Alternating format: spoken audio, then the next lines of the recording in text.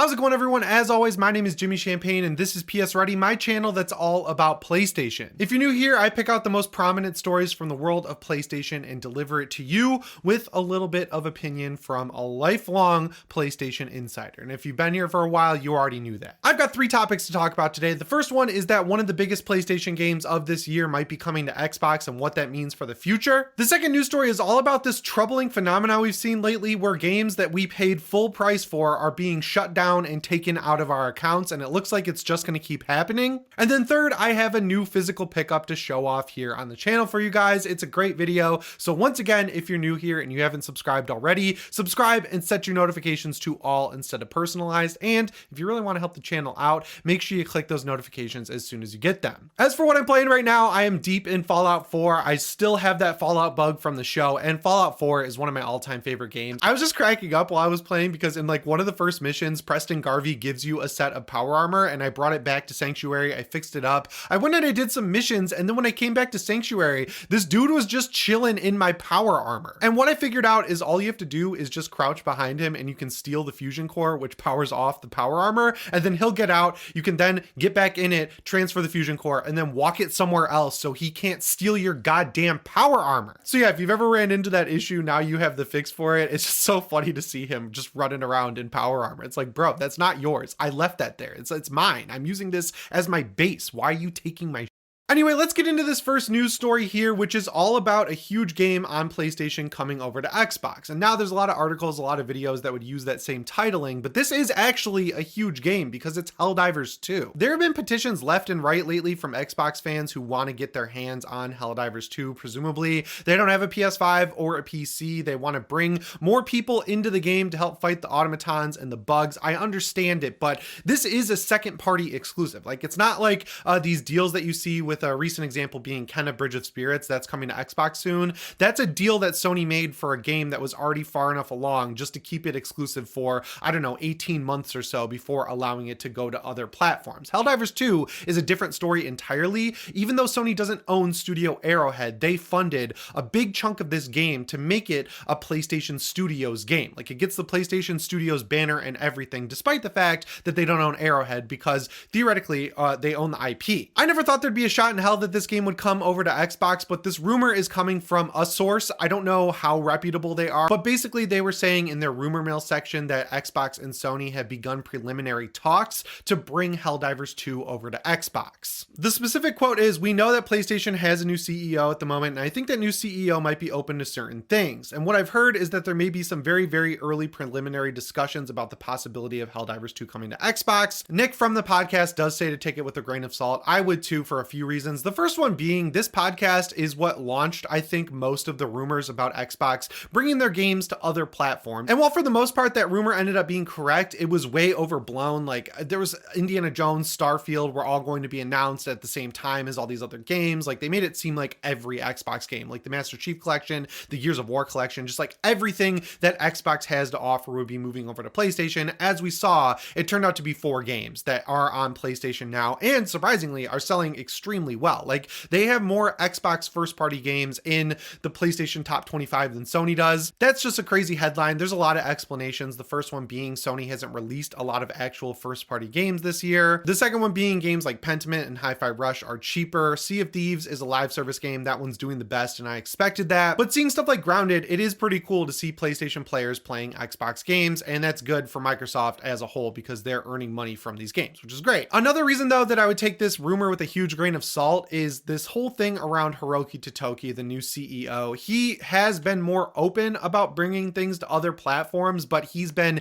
extremely specific that when he's talking about bringing games to other platforms, he's talking about PC. The big goal that they have at Sony that we've heard internally from them publicly, it's not rumors or anything, is that what they want to do is eventually get to a point on PC where games are coming out on PlayStation and PC at the same time. And I know there's a lot of fear in the PlayStation fan base that that will dilute the console brand ownership, but I don't really think that's true. PC makes up a fraction of a fraction of a fraction of the overall gaming landscape. Like if you compare sales of PC games to sales on PS5 with the same games that released at the same time, PS5 just trounces everything, including Xbox and PC. The only example of that is Helldivers 2, where PC sold extremely well, but that game's a very PC-esque game. It's multiplayer based, it's only multiplayer, it's always online. It's very similar to what people mostly play on PC, so I don't really think that's a great example to show how big the PC audience is. And also, PlayStations are way cheaper than PCs. Even the PS5 Pro, which is coming out later this year, that thing, there's no way it's going to be over $650, and I think it's going to come in right at that perfect sweet spot of $600. Sony has traditionally stayed away from $600 just because,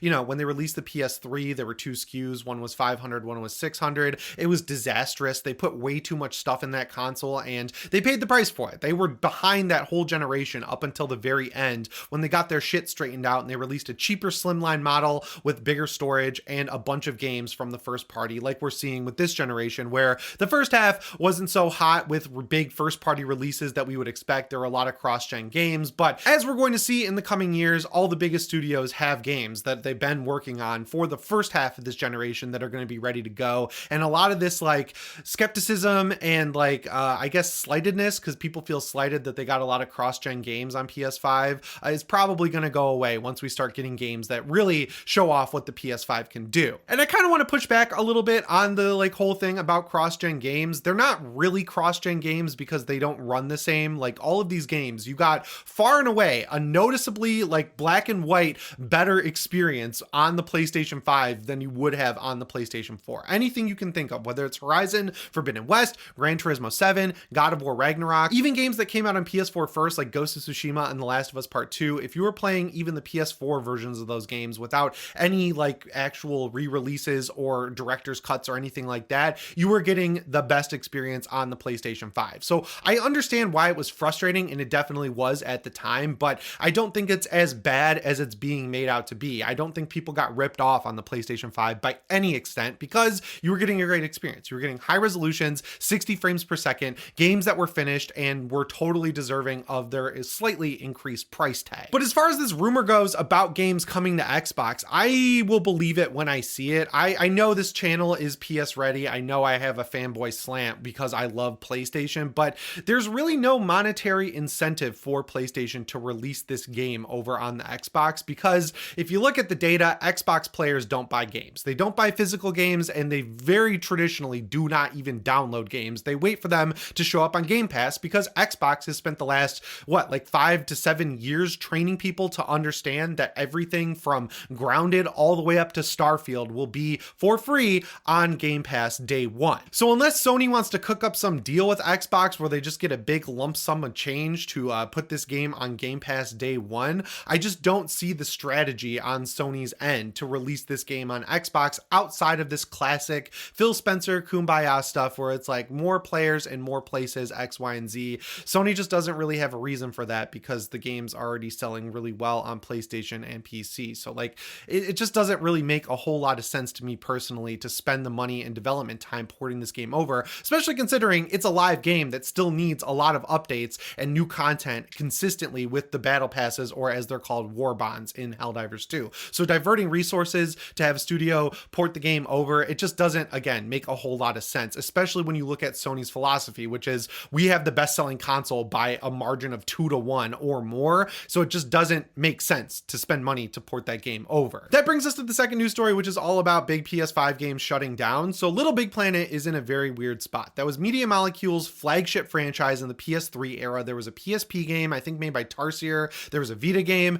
It was a pretty cool franchise. My friends and I used to play the community downloaded levels in Little Big Planet 2 all the time, where it would be like a big map full of water. There'd be rafts you could like jump on, and there'd be a giant shark that would kind of chase you around the map. And it was really fun to do stuff like that. There were also like skiing levels where people would make a giant hill. You would roll down it on a skateboard and fly off a ramp. It was really fun seeing what people would come up with in Little Big Planet. I think Sackboy for a moment was PlayStation's like best bet at a mascot, but then with things like Little Big Planet Racing, the karting game that came out and caused a PR person at Sony to be fired because he talked about the lack of marketing on that game, it just really never caught on in the way that I think a mascot really needs to. And now obviously with games like Astrobot Rescue Mission and Astro's Playroom, this like little PlayStation branded mascot has really become their true mascot. I mean, if you look at the banner of this channel, Astrobot's laying down there next to the PS Ready logo. He is definitely the mascot of PlayStation at this point. The series kind of died off because Media Molecule moved on to Dreams. They worked on that for like a decade, released it, and quickly shut it down. They had Sumo Digital, I think, take over for Little Big Planet 3, which was well received. It got like a 7 out of 10 on PS4 back in the day, but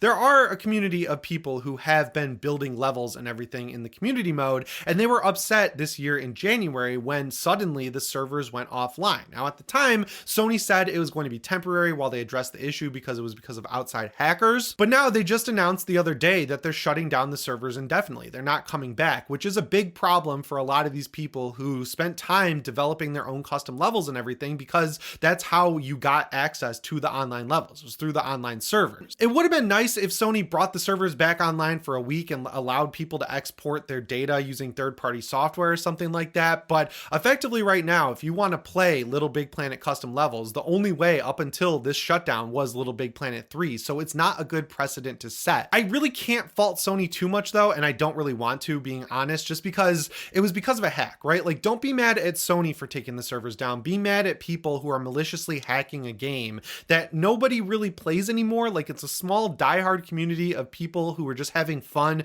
creating levels and playing them with their friends on their PS4 and PS5. So for hackers to go against that is just kind of shitty in my opinion. And also, you can't leave a game open that has vulnerabilities that bad, because Little Big Planet 3 wasn't the only Little Big Planet to be hacked. They hacked Little Big Planet 1 and 2 servers as well, which caused them to be shut down as well. But this isn't the only example recently of games that people paid full price for having their core services shut down. Ubisoft, well, they're in the right now. I don't know how else to say it. They haven't released a banger in a very long time. Star Wars Outlaws is having all sorts of issues because it's unforced errors where Ubisoft is charging $130. They're locking Jabba the Hutt missions, not all of them, just some of them, behind a season pass. You can't create your own character, and people aren't really jiving with the main character that they presented us with. There's just a lot of stuff that they didn't need to have happen that they are having happen with that game. But that's all a distraction from the real problem, which is with the Crew 1. So this game is the first game in the series. It's an online racing game where you could race across the United States. I really like the Crew Motorfest. I think it's a good take on the Forza Horizon open world, but it's a bit different of a game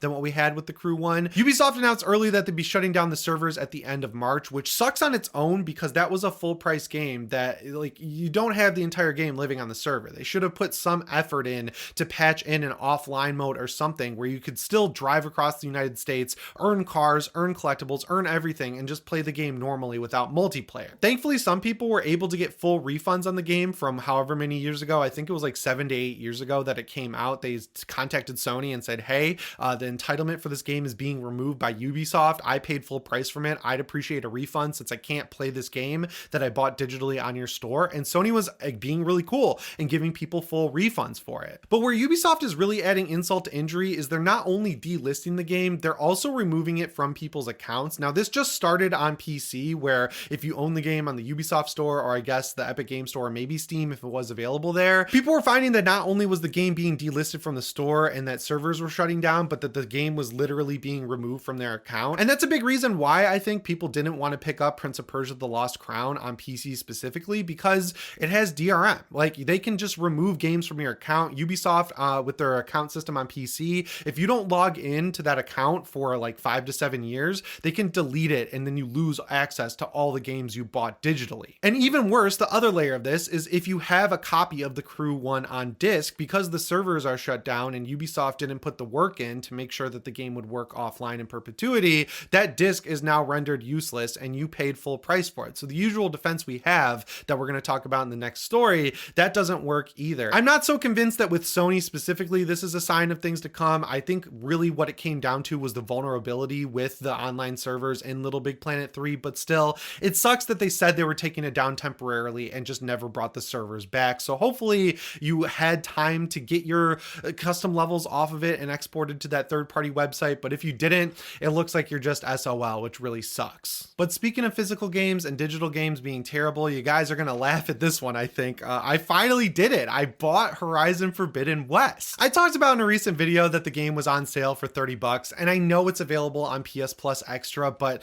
this package is just too hard to pass up. I was able to get a little bit of a discount using my Best Buy rewards credits. I had about $30. So even though the game is on sale digitally, I was able to get it for the same price, but the digital version that's on sale does not include the DLC, and this does. I don't know why this excites me so much, but this is another 2-disc game. Yes, guys, I'm so excited about this. You get the install disc, you get the second disc, but the extra layer of awesomeness with this package is that the whole thing is on the disc. Not only the full game with all of its patches, but also the Burning Shores expansion, which is exclusive to PS5. You get everything in this package. So if for some reason the PlayStation Network goes down, or you have the issue that my PlayStation has where it randomly disconnects from the internet and says, I can't verify this license, you can't play this game, this is the defense from that. And if my PS5 went offline in 10 years and I said, man, I really want to go back and play some Horizon Forbidden West, I could just pop this disc in and everything is here. I understand that it's easier with these games because this game does not have any online capability. So, you know, a year later, you can put everything on the disc, and I'm still holding a little bit of contempt for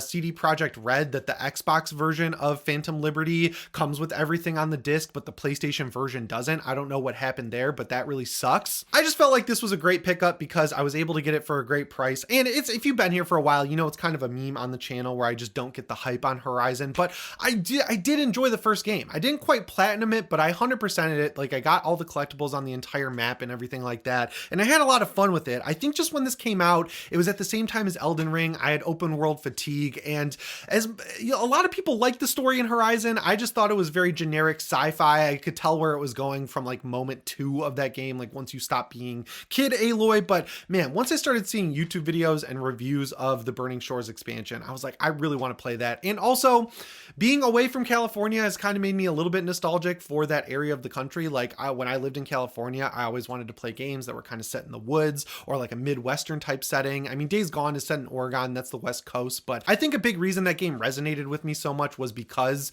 it was an open world game set in the middle of the woods, and it gave me that feeling of being back in Michigan. Now that I'm back in Michigan, I want to experience games that are kind of set in California. So I've been playing New Vegas on my Steam Deck, and I'm excited to jump into this. I think once I finish up my Fallout playthrough, I'll really get going on this. If you want to like years later review of this game at the end of a video, please let me know. I'm sure people will love to hear my thoughts since I'm a now converted Horizon fan at the end of the day. I think I'm going to try and keep this segment to around once a week. I have been buying a lot of games. A lot of them are still shipping to me right now, but yeah, I'm just really excited that you guys like hearing when I pick up physical games. And every time I talk about it, someone in the comments is like, man, you should really play that game because it's awesome. Anyway, guys, that's all I've got for you today. I hope you're having a great week, and remember to subscribe and set your notifications to all if you haven't already. As always, my name is Jimmy Champagne. I'll see you in the next one. Thanks for watching, and shape on.